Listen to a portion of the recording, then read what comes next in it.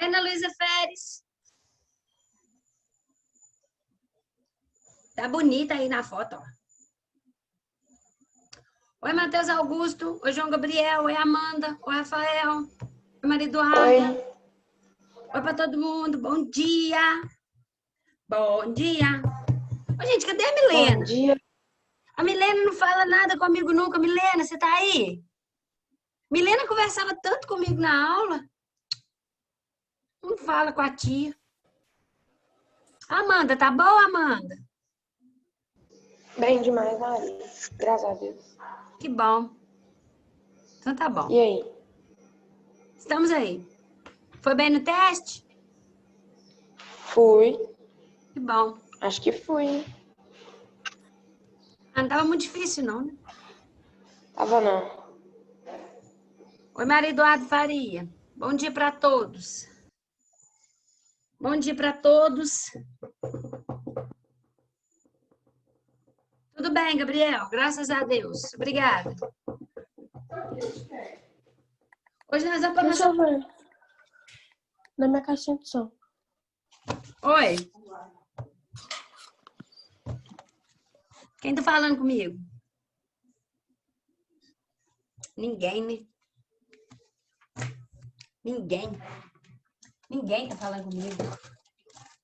Só a Amanda mesmo fica falando comigo aqui.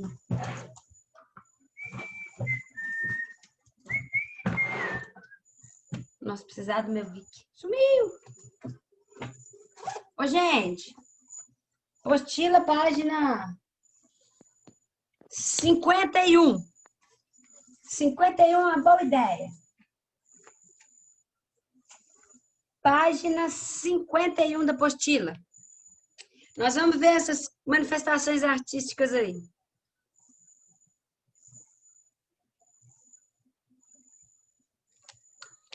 Vamos lá? Vamos lá. Ó, aqui, ó. Vamos rever isso aqui. Dá mais uma pincelada. Na verdade, eu não falei sobre tudo isso aqui ainda não. Nós vamos falar aqui rapidinho. E eu vou deixar a atividade para vocês. Vou descobrir ainda, Ana Luísa, porque nós não conseguimos nada do Colune. Eu vou ver se a gente pode trabalhar o livro de Júlio. Aquele da Hora da Estrela, da Clarice. Mas eu tenho que esperar até o último momento para a gente ver com relação ao Colune, né? Hoje é dia 28, semana que vem já tem que ter, né? Vamos lá, meus amores. Aqui no postinho de vocês, ó, pega aí. Tô falando do Renascimento. O que foi o Renascimento? Ó, a sociedade se vê livre do domínio da igreja e a produção artística tende a se voltar para a realidade objetiva, com o homem tornando-se objeto central da arte. O teocentrismo da Idade Média, ó, o teocentrismo vai dar lugar ao antropocentrismo, né? O homem no centro do universo. É aquela imagem do homem vitruviano do Leonardo da Vinci, ela data dessa época do Renascimento, né? Renascimento cultural.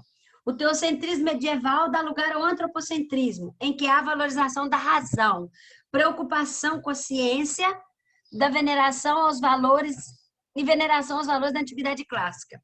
Então, o Renascimento é aquela imagem também do Sandro Botticelli que eu mostrei para vocês aquele dia, tá? Eu já até mostrei um slide.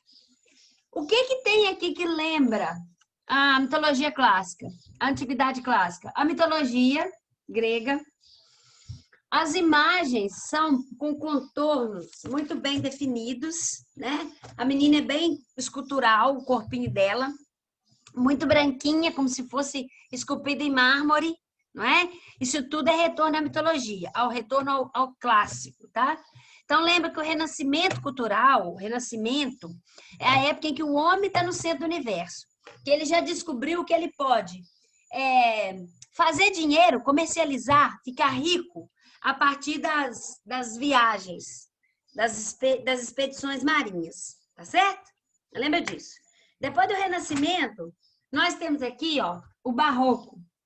O Barroco foi a primeira escola literária no Brasil e o Barroco coloca o homem numa situação assim, de dualidade.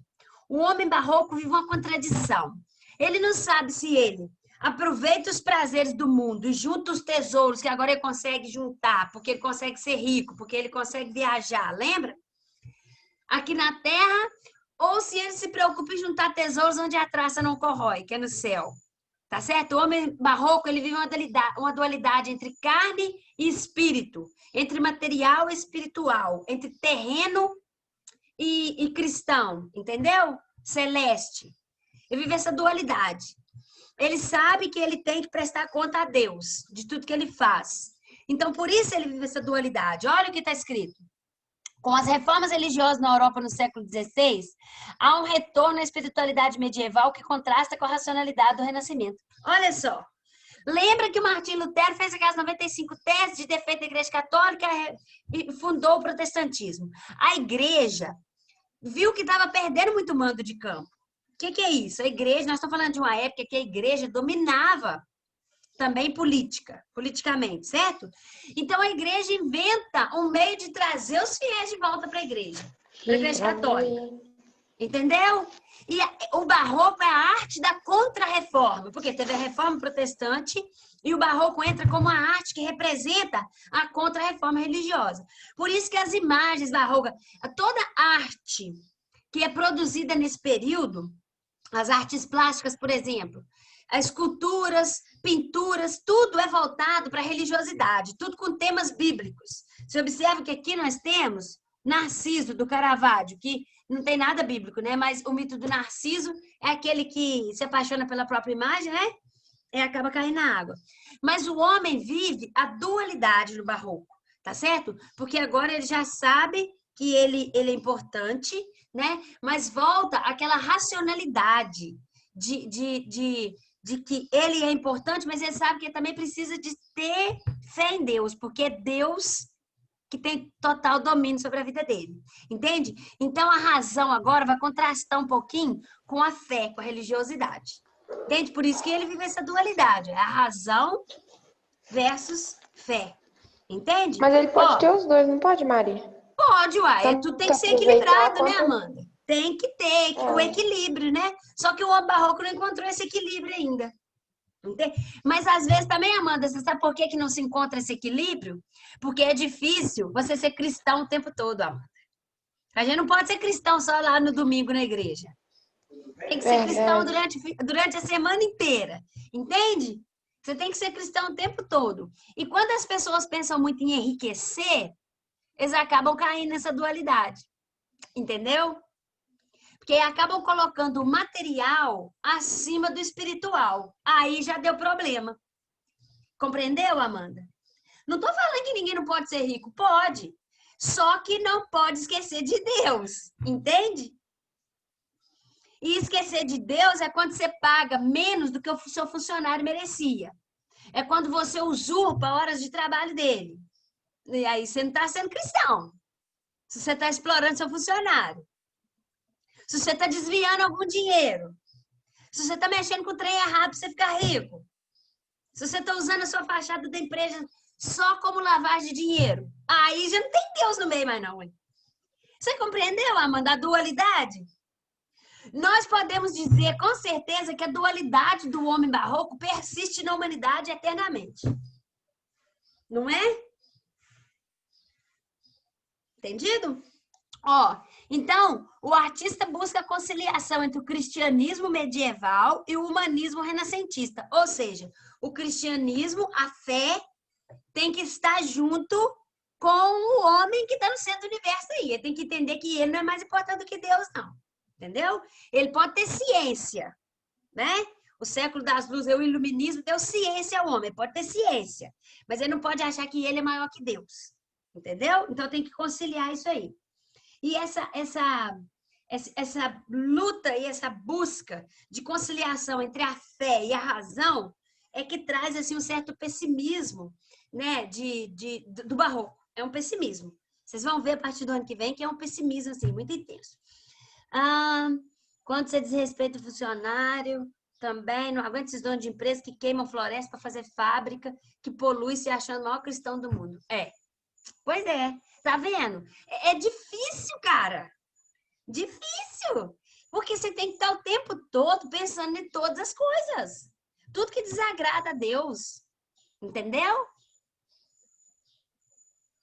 É isso mesmo, Maria. É isso aí mesmo que eles fazem. Vão lá e doam bilhões para a igreja, mas esses bilhões que eles doam para a igreja aí não é nada perante o que eles estão desmatando. Tudo roubado. Pois é.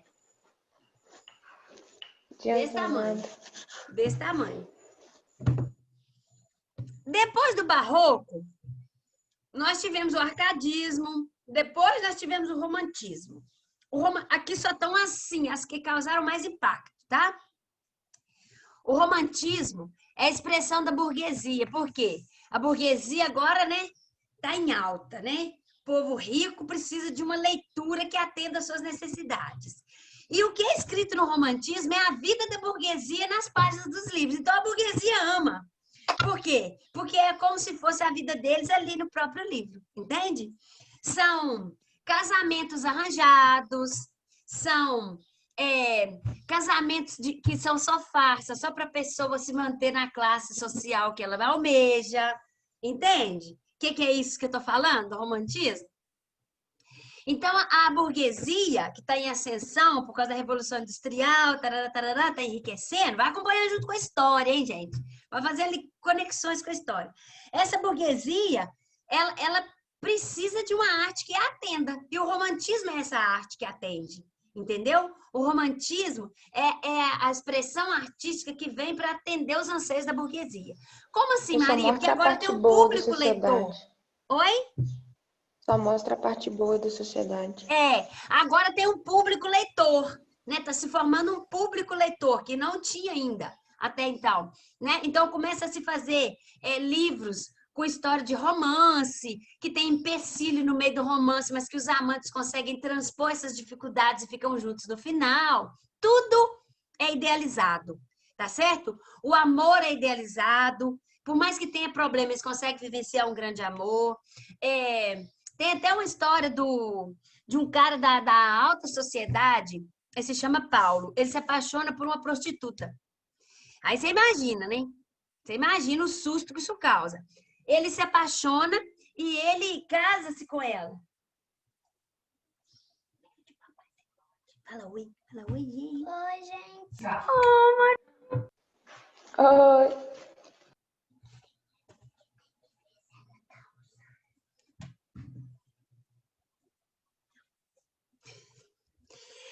Aí o que acontece? Esse cara se apaixona, larga tudo que ele tem de família para viver com essa prostituta.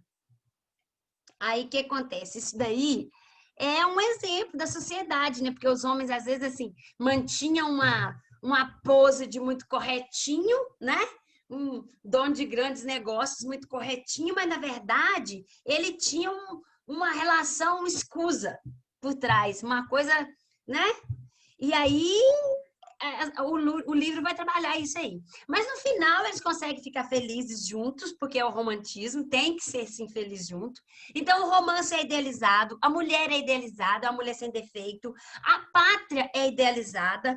Então o romantismo é assim. Tudo é idealizado. Ô, Beatriz, só um minutinho que eu te respondo. Aí aqui no romantismo, ó, cadê? A produção artística não é mais normatizada, tornando-se universal e livre das classes dominantes. A individualidade é a característica mais marcante nesse período. Traz à tona a valorização das emoções e da imaginação. Melancolia, culto à natureza e nacionalismo. Gente, por que o sentimentalismo é exacerbado? Minha terra tem palmeiras onde canta o sabiá. As aves que aqui gorjeiam não gorjeiam como lá. Nosso céu tem mais estrelas, nossas frases têm mais flores, nosso bosque tem mais vida, nossa vida mais amor. Olha como que a pátria é idealizada. Quando o Gonçalves Dias escreve esse poema do romantismo brasileiro, o Gonçalves Dias está vivendo lá em Coimbra, certo? Está estudando, está vivendo lá. Então, o lá é o Brasil. O cá é Coimbra. Quando ele fala minha terra tem palmeiras onde canta sabiá, existia no Brasil escravidão ainda. Mas ele não fala. O foco dele não é falar da sociedade. O foco é subjetividade. É falar dele. É o eu, é o egocentrismo. É tanto egocentrismo, que a segunda geração, eles morrem para poder resolver um problema. Entende? Ele tem um problema amoroso, não consegue resolver, ele tem que se matar para poder resolver. Isso é egocentrismo. Entende? Então, é sentimentalismo exacerbado, é idealização da pátria, idealização do amor, idealização do herói. Os heróis não têm problema nenhum. O índio Peri, no romance do Zé de Alencar, aí, um romance indianista, o índio Peri está morrendo afogado junto com a Cecília, que é uma portuguesa. Ele arranca uma palmeira com o braço e sobe na palmeira para ele não morrer, ele e ela. Arranca a palmeira com o braço? Entende o que é a idealização? Como assim, Maria, esse índio arrancou essa palmeira? Gente, não vamos questionar o romantismo, tá certo? Ó, olha a idealização. A Iracema, do Zé de Alencar. Lá, muito além daquela serra onde azula no horizonte, nasceu Iracema, a virgem dos lábios de mel, que tinha os cabelos mais negros que a asa de graúna, e seu talhe mais longo que o talhe de palmeira. Nem o favo da jati era doce como seu sorriso, nem a baunilha recendia no bosque como seu hálito perfumado. Aí você fala comigo assim, Maria, como assim uma índia de hálito perfumado? Ela usa Colgate, Maria? Não, gente, ela não usa Colgate, ela não tem nem escova de dente. Mas é a idealização do romantismo, entendeu? É a idealização do romantismo. A Índia, ela é mais rápida que a ema selvagem. Ela é mais bela do que tudo. Compara ela com elementos da natureza o tempo todo e ela sobrepõe-se aos elementos da natureza. Ela é sempre mais bela, ela é sempre mais bonita, ela é sempre mais rápida. O hálito dela é sempre mais perfumado que a baunilha do bosque. Isso é a idealização do romantismo, entendeu? Ô, Beatriz, eu vou te responder daqui a pouco, peraí, tá? Depois do romantismo, tem o realismo, aí na postinha de vocês. Aí, beleza, é tudo idealizado, chega o Machado de Assis, o nome perfeito para o escritor, Machado, Joaquim Maria Machado de Assis. Machado poda, presta atenção, Machado poda dessa idealização e fala assim, para palhaçada. O que é isso? Nós estamos vivendo uma sociedade de máscara. Essas pessoas se casam por interesse. Essas pessoas se vendem para manter-se na classe social. E isso é muito feio. Aí chega o Machado de Assis e faz um raio-x da sociedade com o seu realismo. Entende? O realismo naturalista vai fazer um raio-x da sociedade. Vai mostrar a sociedade como ela é. Entendeu? Não tem mais idealização, não. Mostrar a coisa no real. Entende? Com bastante ironia do Machado de Assis. E nas artes plásticas nós vamos ter Gustave Flaubert, Honoré Daumier, que são, assim, esses pintores que fizeram grandes telas famosíssimas de pessoas quebrando pedra, porque é a realidade, a pessoa trabalha quebrando pedra o dia inteiro. Não tem que pintar um quadro cheio de coração e flores, não. Vamos pintar um quadro da pessoa que carrega pedra o dia inteiro, porque é isso aí que é a realidade. As respigadeiras que tem que catar o milho da palhada, né? De onde já passou a colheita, tem que catar o milho todo antes do sol se pôr. Um trabalho exaustivo, tá certo? Aí, ó, Honoré Daumier, pinta o vagão da terceira classe. Olha como é que as pessoas estão todas amontoadas umas sobre as outras aí. Porque isso aí é a realidade. Então, agora, o que vai ser foco? Vai ser o marginalizado da sociedade, vai ser mostrar a sociedade, a vida é real. Então, depois do realismo, nós vamos ter essas 4 aí de baixo que não são correntes literárias, são somente vanguardas artísticas, são somente pintura que nós temos aqui, tá certo? Tem literatura também, só que a gente só estuda aqui essa parte aqui de pintura. Veja bem, o impressionismo, com a mudança do homem do campo para a cidade, os rápidos processos civilizatórios dos grandes centros urbanos, a arte torna-se efêmera. O seu principal valor é o seu caráter sensorial. Ou seja, o impressionismo é como você enxerga a realidade. Tá certo? Não existe mais a fábrica, a prostituta, o marginalizado. Existe o seu olhar sobre isso. Como é que você vê? É a impressão que você tem disso tudo. Entendeu? O impressionismo é isso. O conhecimento acadêmico. O próprio objetividade, desprezando o natural, valorizando o intelectual e o artificial. O impressionismo, então, é essa forma como a gente enxerga a sociedade. Já o expressionismo é a forma como o pintor externa o que ele enxerga da sociedade. O impressionismo é como ele vê, aí ele pinta o que ele vê. O expressionismo é como ele viu. Entendeu? Entendeu? Ó, expressionismo. Um artista buscou a visão pessoal da realidade, opondo-se à observação e à representação do mundo. O isolamento e a alienação surgiram no intenso processo de modernização. Por que o homem está alienado? O processo de modernização da cidade foi muito grande. E isso ocasionou uma certa marginalização de uma boa parte da sociedade.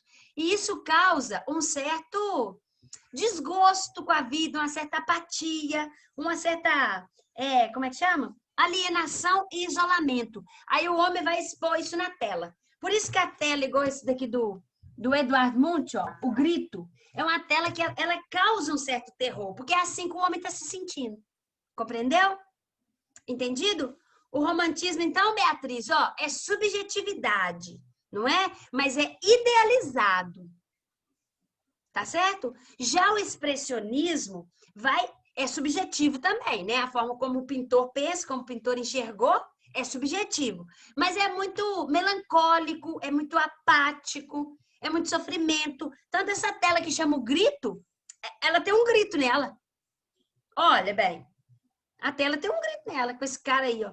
E assim, as imagens retorcidas de um lado, né? À esquerda aí a imagem retorcida, tá bom?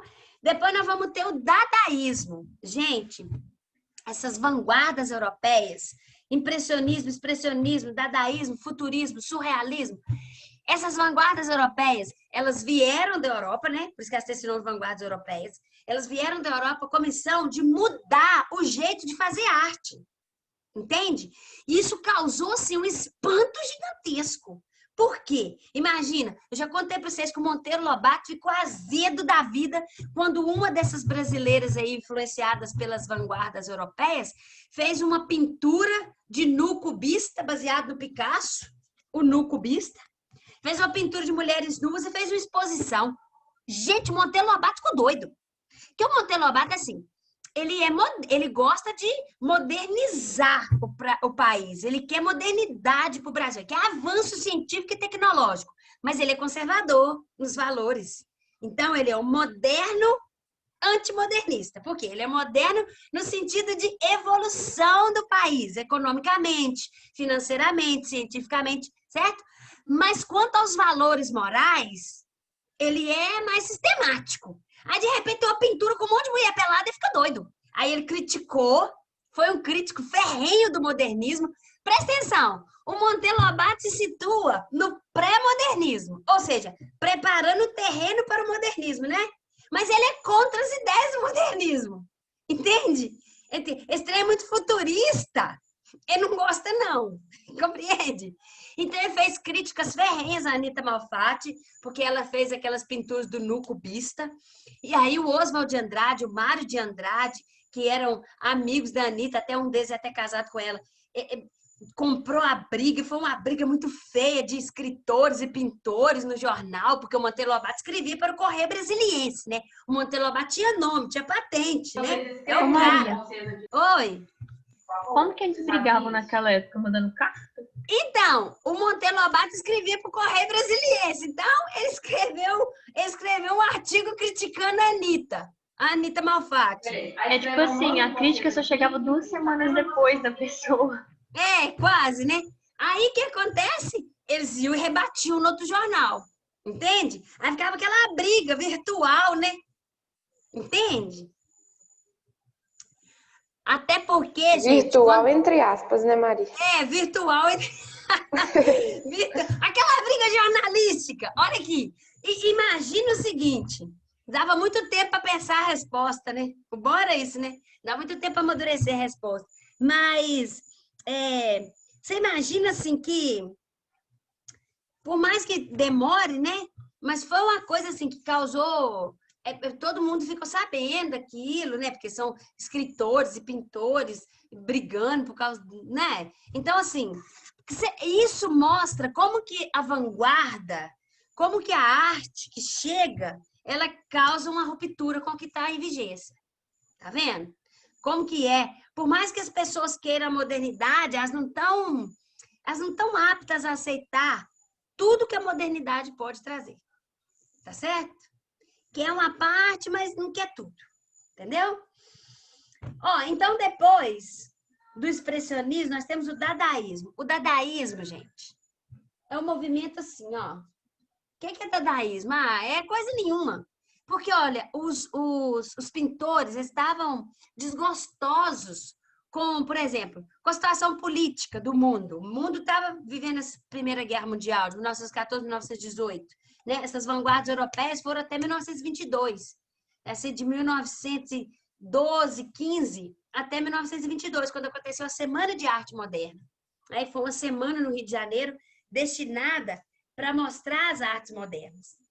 Então, o dadaísmo vem mostrar essa indignação do homem, essa insatisfação do homem com o sistema político, por exemplo. Né? Aí eles fazem uma arte que é agressiva. Por exemplo, pega aí um vaso sanitário e coloca lá como obra de arte. Eles não criam uma coisa nova. Os caras tudo é doido, isso sim. É chamado ready-made, que é mudar um objeto do seu lugar habitual. Ao invés de ele criar uma peça, uma obra de arte, ele pega uma já industrialmente produzida e muda o foco de observação dela. Porque você observa um vaso sanitário? Não. Não observa um vaso sanitário. Mas você pega um vaso sanitário e coloca como obra de arte, então agora você está observando o objeto fora do seu conjunto. Entendeu? Observa cada elemento. Então, Marcel Duchamp, que é o mestre e nessa arte do ready-made, de mudar a coisa de lugar, ele usa uma fonte, como essa que está aí, ó, a fonte. Ele usa um vaso sanitário. Ele usa, por exemplo, uma roda de bicicleta. Tira a roda de bicicleta e coloca em cima de 2 banquinhos lá. Só aquilo ali é arte. Isso é uma crítica ao modo. É uma crítica. Tipo assim, lembra que naquele livro do ano passado, o Drummond de Andrade, ele critica o jeito de fazer poesia durante a guerra? É a mesma coisa. É a mesma coisa. Entendeu? Para que eu vou ficar fazendo artes belas se o mundo está em guerra?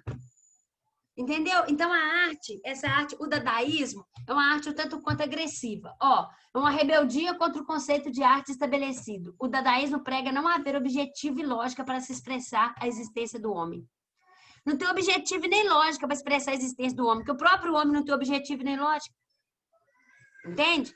A arte repensa suas formas e é concebida sem controle e a favor da imaginação. Ó, peraí, o que eu ia falar sobre o dadaísmo ainda? Ah, da arte agressiva. Não, eu já falei. Ah, não. Quando você tem uma obra de arte, né, artes plásticas agressiva, é muito pior do que um texto agressivo. Por exemplo, um autor do dadaísmo, ele escreveu uma poesia, literatura, ele escreveu uma poesia, um poema ensinando a fazer um poema dadaísta. Quer aprender a escrever um poema dadaísta?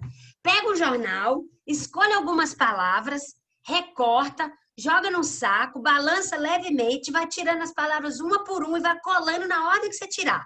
Tá pronto o seu poema dadaísta. Original, originalíssimo o seu poema dadaísta. Entendeu? Então, assim, uma coisa... Entendeu? Como é que faz a arte? É assim. O poema dadaísta. Quer dizer coisa nenhuma. Ele mesmo fala. Ó, doideira, Maria Clara, isso aí. Depois, aí nós temos também o futurismo. Papel e anotar várias palavras aleatórias, tipo alienígena, árvore, e aí tirar e fazer uma pintura. Isso. Um poema dadaísta. Olha aqui. E por último, aí nós temos o futurismo. O futurismo, ó, imagina, depois então da Primeira Guerra, o que acontece? Inventam-se o telégrafo, inventa-se o telefone, não depois da Primeira Guerra, né? Mas já estava inventando. Tem a invenção do aeroplano, com as coisas de modernidade que dinamiza a comunicação do homem, que agiliza a locomoção do homem. Então, isso tudo começa a encher a cabeça dele. A luz elétrica, a lâmpada elétrica, não é? Isso tudo é o futuro. Nossa, que bacana, o automóvel, velocidade, luz elétrica, que torte doido. O futurismo preza por essas evoluções que dinamizaram a conversa, que agilizaram a locomoção. O futurismo, ó, futurismo, tu que é do futuro. É o futuro agora. Entende? Então, o futurismo, ele está vinculado a esses avanços tecnológicos e científicos da época, tá certo? O despertar da aviação, a construção de transatlântica, a disseminação de novos meios de comunicação, reforçam a abominação do passado e a exaltação do progresso. Vão, ó, esse jeito de fazer arte aí não tá certo, não. Agora, nós temos que colocar um risco aqui, 2 rodas mais ou menos aqui, e uma luz aqui. Pronto, é o automóvel, mais luz, mais velocidade. Você não tá vendo nada, porque o automóvel passou tão rápido no escuro que não deu para ver. Entende? É assim que funciona. Então, ó, cadê? Conceitos anteriores são deixados para trás e dão espaço à liberdade da criação. Gente, todas essas formas de se expressar aí dessas vanguardas vão dar origem à arte contemporânea que nós conhecemos, vão dar origem a esses poemas que a gente lê hoje do modernismo brasileiro, que não tem ponto, não tem pontuação nenhuma, mistura sinal gráfico de matemática na poesia, as poesias concretas, que a palavra, o escrito, tem menos importância às vezes do que o espaço em branco, usa-se muito espaço em branco para dar ideia do que está escrevendo, entendeu? Então, isso tudo vai fomentar a ideia que a gente vê depois no modernismo brasileiro, tá certo? Todas essas vanguardas aqui que nós vemos. Por que nós estamos falando disso? Para a gente falar da arte contemporânea, ó, que está aí na sua página 52. Experimentalismo como ponto de partida. O Friedrich Nietzsche falou que o contemporâneo é um intempestivo. A arte contemporânea é uma espécie de espantalho que a todos assusta, diz o Dias Cavalcanti. A arte contemporânea é uma espécie de espantalho que a todos assusta. Por quê? Porque ela chega para romper com o que está em vigência mesmo. Ela chega para assustar mesmo, para causar um choque, tá certo? Ó, então aqui na arte contemporânea, experimentalismo como ponto de partida. Por que experimentalismo? Porque é tudo novo. Então nós temos que experimentar. E enquanto nós estamos experimentando, nós vamos ver também como que vai ser a recepção para o espectador. A Semana de Arte Moderna foi isso, né? Eles fizeram a apresentação na segunda, quarta e sexta. Segunda-feira eles faziam apresentações e na terça eles esperavam para ver como que seria como é que chama? Como é que chama quando se comenta? Reação, comentário, reação. É a reação, mas é polemizar o assunto, entendeu? Aí na terça eles viam como que foi a polêmica da segunda. Aí na quarta fazia apresentações de novo. Na quinta esperava, entende? Então a Semana de Arte Moderna foi isso. Apresentações de poemas, músicas, tudo que trouxesse essas ideias novas de fazer arte, esses novos jeitos de manifestações artísticas, tá certo? Então, ó, as artes, né, pode se expressar na música, na literatura, nas artes plásticas de modo geral, na dança. Então, isso tudo foi utilizado na Semana de Arte Moderna, tá certo? Expressões artísticas de variadas formas. Como nós temos aqui, hoje pode haver uma mistura disso tudo, né? Um hibridismo. Uma música que fala de arte, uma poesia que fala de música, né? Uma dança que é baseada um teatro que é baseado num livro literário, numa obra literária, como esse livro nosso aqui, que tá sempre em cartaz, esse livro. Então, isso é uma confluência de gêneros, tá? Essa mistura. Oi, Maria Clara. Esse livro é de que ano? O hino do Brasil pode contar como essa mistura, porque tem poema nele? Maria, é uma mistura. O hino do Brasil, o Joaquim Osório Duque Estrada, ele parafraseou o poema do Gonçalves Dias. Minha terra tem palmeiras onde canta sabiá.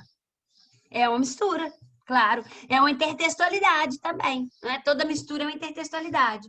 Ô, Amanda, esse livro é de que ano? Esse livro é do Romantismo. Esse livro foi lançado em 1862.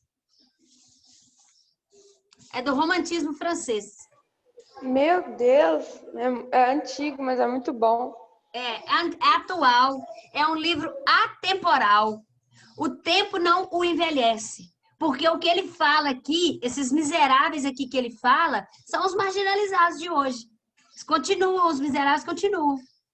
E a miséria espiritual, a miséria moral dos Thénardier, por exemplo, que quer só sugar dos outros, né? Continua. Essas pessoas urubus. Continua. A miséria moral do inspetor Javert também continua na sociedade. O cara já pagou pelos seus crimes, continua sendo perseguido e ele tem que viver escondido o tempo todo, né? Ele estava escondido sobre uma faceta de tio Madeleine, quando ele foi descoberto, né? Ele se trouxe à tona, na verdade, né? Ele mesmo, né? Não foi descoberto, ele se apontou. Ele mesmo falou que ele era a identidade verdadeira dele. Qual que era a identidade verdadeira? Então, depois que ele faz isso, ele continua se escondendo a vida inteira. Como até onde vocês já leram aí, ele chegou no convento, né? Ele vai trabalhar ali, vai ficar por ali, a menina vai ser criada no convento e vai ficar por ali, sendo escondida a vida inteira. Quando ele sair dali, que vai eclodir a Revolução Francesa lá que eles vão participar, ele ainda continua escondido. Né? O inspetor Javert vai achar ele ainda, vai continuar perseguindo. E tenso, né, Beatriz? Deus. Beatriz já acabou de ler o livro. Desse jeito. Eu acho que já acabou também. Pois é. Gostou do livro, Bia? Ó, galera, então, essa arte, às vezes, contemporânea, né, é muito triste e muito bom. Essa arte contemporânea, ela se mistura, né, esse hibridismo. O que é isso? Misturar as várias formas de expressões artísticas em uma só, né? Misturar a dança com o teatro, com a literatura. Essa confluência. Hoje isso é muito comum, né? Isso é o que dá hoje a característica de arte contemporânea, né? Agora, o que nós podemos chamar de arte contemporânea? Aquela arte produzida, ó, olha esse terceiro parágrafo, a partir das últimas décadas do século XX, né? 1900 e alguma coisa, já é o Monteiro Lobato aí com seu pré-modernismo, até os dias atuais, é a arte contemporânea, não é? As últimas décadas do século XX aos dias atuais. E o escritor, o que ele leva em conta? O tipo de linguagem que ele usa, olha, as diversas linguagens, a reflexão sobre a própria obra, porque quando ele faz uma obra de arte, ele pensa em como o espectador vai receber e qual que vai ser a repercussão disso na sociedade. Entendeu? O que isso vai causar na sociedade. Ele pensa nisso tudo, né? Sua relação com o receptor e com o mundo. Como que o espectador vai enxergar essa arte e qual que é a modificação que essa arte vai propagar aí, vai fazer aí, vai ser possível atingir, tá certo? Procedimentos da arte contemporânea. Vários procedimentos de arte contemporânea, né? Instalação, performance e happening. Ó, gente, eu não posso ficar lendo isso aqui com vocês, vocês têm que ler isso aí em casa, tá? Ó, leitura da página 52 até a 54 para fazer os exercícios de aprendizagem, tá? Misericórdia, é muito dever. Instalação, vai grifando, ó. Ó, o que é instalação? É uma modalidade de produção artística que lança a obra no espaço, com auxílio de materiais muito variados, na tentativa de construir certo ambiente ou cena, cujo movimento é dado pela relação entre objetos. O ponto de vista e o corpo do observador. Para a apreensão da obra, para entender a obra, é preciso percorrê-la, passar entre suas dobras e aberturas ou simplesmente caminhar pelas veredas e trilhas que ela constrói por meio da disposição das peças, cores e objetos. Então, o que é instalação? É, por exemplo, aquele iotim, aquele museu a céu aberto, certo? Outro exemplo de instalação, ó, tá aqui na sua apostila, página 53, ó. Isso aqui é uma instalação. Para você entender, você tem que caminhar por dentro da obra, você tem que observá-la de todos os ângulos, entendeu? Passar por suas dobras, entende? Ó, aqui o inhotim. Aqui tem outra, ó, que é bastante bacana, de vocês vão fazer atividade sobre. O cara reproduziu 2 casas da infância dele, tá certo? Depois de uma chuva, vocês vão ver aí, não posso contar não. Tá certo? Isso é instalação. Agora, a performance e happening. O que é performance? É o que essa mulher aqui fazia, ó, de ficar sentada de frente com alguém, observando nada, e pessoas até chorar, porque ela coloca a pessoa em contato com ela mesma. Não é? A pessoa até chora de ficar aqui. Ela já fez isso aqui por mais de 700 horas. Ficar sentada só observando alguém. Nossa aula está acabando. Beijo, beijo. Vou deixar a atividade para vocês fazerem da apostila. E mandar foto. Até amanhã à noite. Atividade da apostila Tá, até amanhã à beleza. noite. Depois eu deixo o dever do livro. Tem que fazer do 1 ao 10, Maria?